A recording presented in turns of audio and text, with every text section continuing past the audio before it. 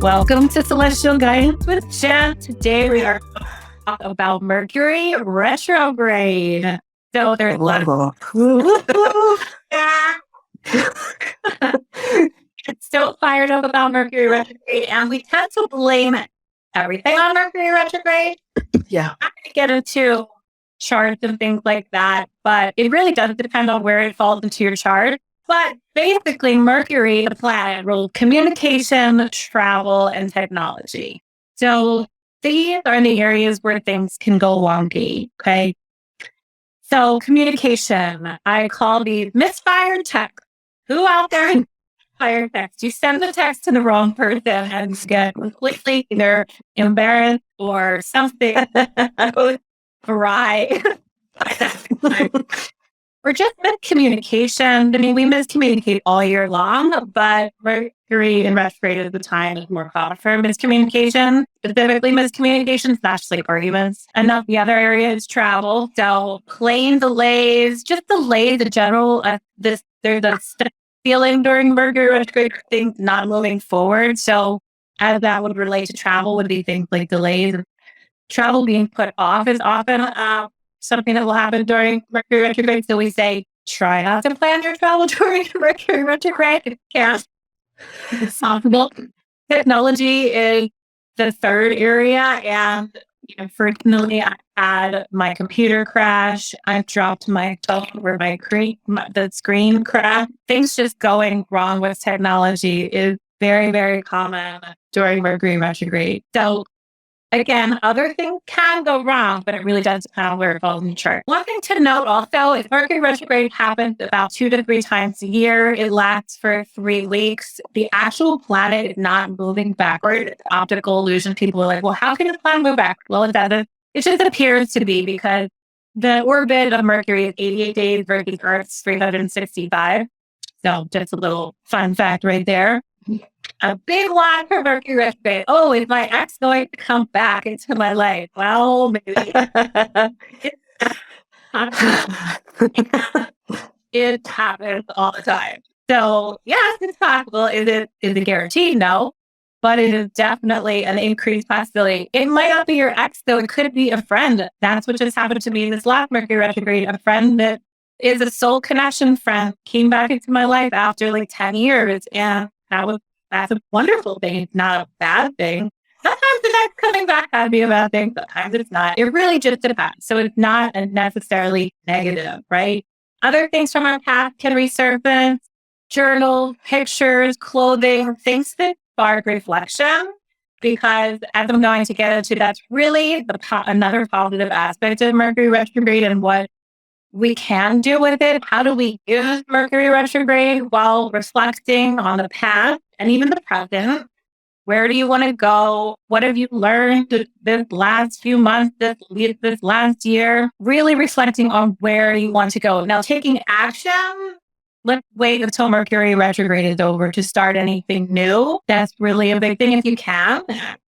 If it's a brand new project, wait until Mercury is on retrograde. Another thing is signing contracts. So people are like, well, I have to sign it during the time. I don't have a choice. Okay, well, that's fine. We'll see how it goes. But if you can wait till Mercury is out of retrograde, please do. And lastly, really, this is not something, it's not just about being held back. Some people feel like, oh, this Mercury retrograde is holding me back.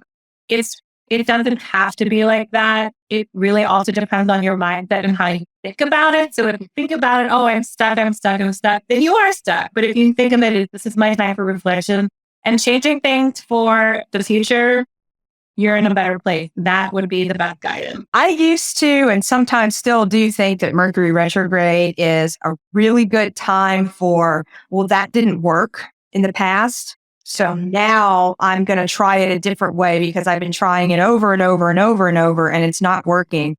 I also find that I haven't had the contract or whatnot happen to me, but we did have to sign our closing on our house during Mercury retrograde. On the way to the signing, I got in the only car accident I have ever been in my life. And it was my fault. I was backing up out of a parking space. I did not see the gentleman who was also backing up. and I smacked into it. We had to wait for the police to come. They're waiting for us to sign on the house. I had only taken 2 hours off work to do this. I had to call my boss and say, I'm not going to be able to even come back because now this has to be pushed back. And it was just one of those things where it could not be avoided that I had to sign. I had to sign on that day. It was also Friday the 13th, which is usually a lucky day for me. So it was like I thought to myself, wow, is this some kind of double whammy? And this was actually when I learned what Mercury retrograde was. I did not know. And after that, I told my husband, let's never sign anything ever on Mercury retrograde. Now our house is wonderful and we haven't had any problems with it, except during Mercury retrogrades where things will break. Like this last one, the washing machine decided that it was just going to do something crazy. And when I say crazy, I mean crazy. And it was kind of walking across the floor and making all these noises whenever we would use it. And I was just kidding me. And it turned out to be something really, really simple. It was that it was unbalanced. Some of the little feet on the bottom had broken off. And all we had to do was replace them. So I find that also a lot of times with Mercury retrograde, what you think is this big blown up thing is actually sometimes just a small inconvenience, but they start to add up. Like the seat on the washing machine broke. I got a nail in my tire. I was walking my nail and then her harness came unsnapped and I couldn't get it snapped back and I had to carry her back a mile home. Just little irritating thing.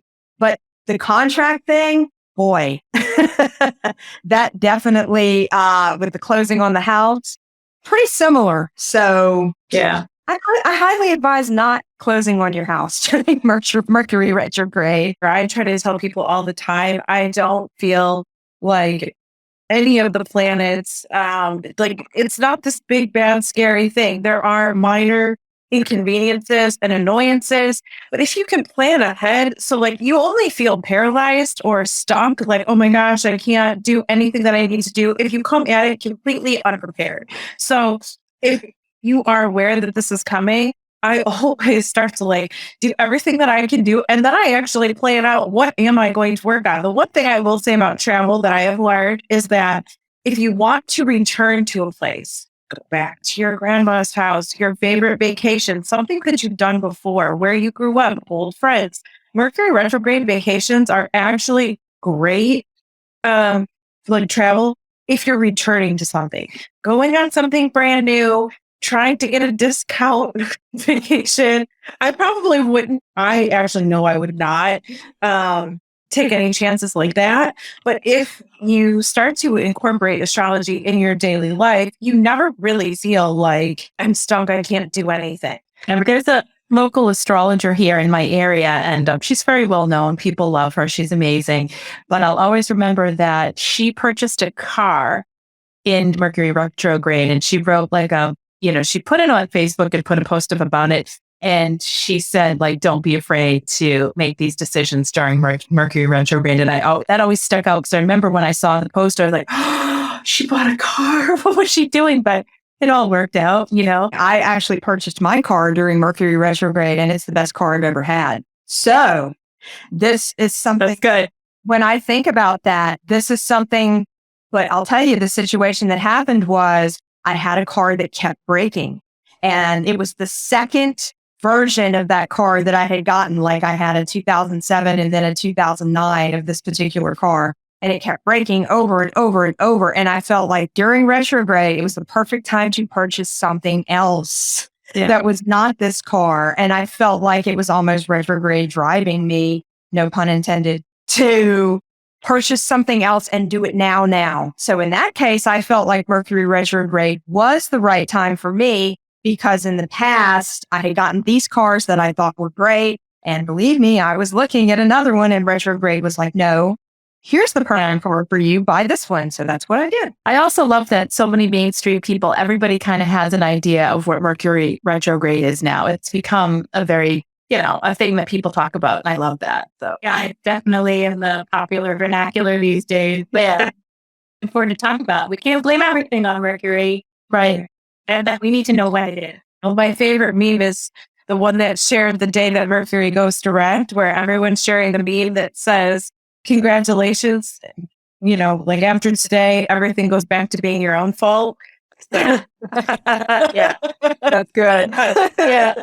Hi, I'm Allison Ray, and this is What Would Spirit Do? Our next letter comes from Jonathan from Tennessee. Jonathan writes, one of my friends has a child the same age as mine. They're both 3, and we hang out a lot, mostly for the kids because they get along. For some context, this friend is also my ex-girlfriend, though it was a very short relationship and we established that we would be better off as friends. Since the end of the relationship, we have been intimate a few times, but no strings attached, and that isn't really the root of our issue. We will go through stages where we're quite close as friends, seeing each other almost weekly. I do look after her kid frequently. She hates to be on her own and is constantly on the hunt for a relationship as she is very emotionally dependent on others. Since we broke up 2 years ago, she has been in 5 or 6 different relationships. I am not jealous at all. I would like to make that very clear. I've met the majority of the people she's been with and got on with them well. There's no residual feelings between us. Every time she gets a new partner, she introduces her kid to them right away. She barely knows these people and brings them into her home when her son is there. I do feel very protective over her as I've known him since he was very young. And as I said, I do look after him somewhat regularly. I've spoken to her about it before, about how damaging I feel it could be for him to have such inconsistent people in her life or in their life, and also that these potential partners could be dangerous physically or emotionally to him since she hasn't gotten to know them properly. She didn't really respond, and I thought that that was because she heard me and she knew I was right. Well, now she's done it again. She met someone yesterday, brought him home today, and I found out from her son. I mentioned my feelings about this for her, and she said that I am a psycho ex. I won't move on. And if I don't stop telling her how to live her life, she'll block me and cut me out for good. The only reason why I'm even being given a second chance is because she doesn't want to hurt her son. What would Spirit advise here? Jen, what is your take on this? Today, it's done. It's none of your business. Well, okay, that's a little bit harsh, but I feel like he's already spoken up. He's said what is on his mind. He sincerely cares about these people, and that's wonderful. However, this woman is on her own path with her own lessons, her own life lessons, her own journey. She is clearly going to do her own thing, and it's not his place to say what's right or wrong. Spirit would typically not say this is right or wrong. I feel like Spirit would say, move yourself from the situation, man. Like it's done. You're feeling drained. You're feeling bad. Continue to feel bad. You're telling her things. You're telling her what to do. She's not listening. I get that he cares about the kid, and that makes it difficult, but there's nothing changing. You can't change other people. I'm sure Spirit says that too. So I feel like, he just needs to either remove himself from the situation or accept it. I think my first question is the kid in any other kind of danger? Is she doing anything else wrong? Unfortunately, as a parent, it doesn't come with handbook. We don't always know, we don't always realize what we're doing. But as a human, every single person makes a mistake as parents, and we deal with that later, whether it's seeing, how our child was formed, or they throw it back at us or whatever. But that's your cross to bear between parent and child, right? We're all doing the best that we can. So if she's not doing anything else well, where the kid is in danger, I would hope, for the child's sake, if you genuinely care about this kid and you care about consistency, be there and be a true friend. But friends don't judge. You speak your piece. You've said it now twice. She's an adult. She's doing the best that she can. And you have to respect that. I don't personally have one friend that parents the way that I do. I don't know that anybody has friends that parent the way that they would. You're not the child's father. You're not her boyfriend. Stay in your lane. I think Spirit would say to stay in your own lane. Your lane. And hopefully you can, be a friend, be consistent, be that one consistent kid, that one consistent man in that kid's life. You don't need, she's already giving you permission to be that. So be it. But when it comes to her personal affairs, Stay out. those are her consequences. Yeah, those are her consequences and her lessons to learn, and respect that. I do think he comes from a good place, though. I really do. Mhm. Definitely. He cares. He's sincere. He's honest. He doesn't want her back. He just wants the best for her son, I feel. But again, if he's going to stay in the situation, he needs to drop his judgment and go into acceptance. So I think you're both on point with that. And I think spirit would be in alignment as well. Ask yourself why you feel so strongly about this. This is a chance that he could also do some inner work for himself, to ask himself why, when he's already vocalized it and this situation is really not something that involves him, why can't he drop it? And I feel like Spirit would ask him to look at himself internally and kind of figure out, why is this such a big deal for you?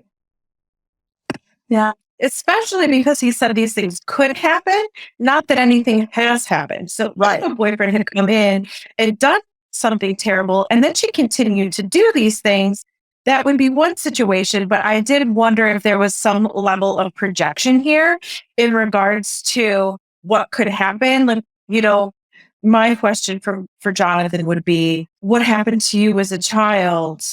You know, what was your relationship like with your mother, or who was inconsistent in your past, and work on that Yeah. rather than fixating on this boy. Yeah. It's ideal. What he said is ideal, but unfortunately, our lives don't work out in the ideal way, and we don't know this woman at all. And like I said, he didn't say anything bad has happened or that she does anything else that's negligent. She sounds like a lovely person. So Right. yeah, maybe be there for her more emotionally.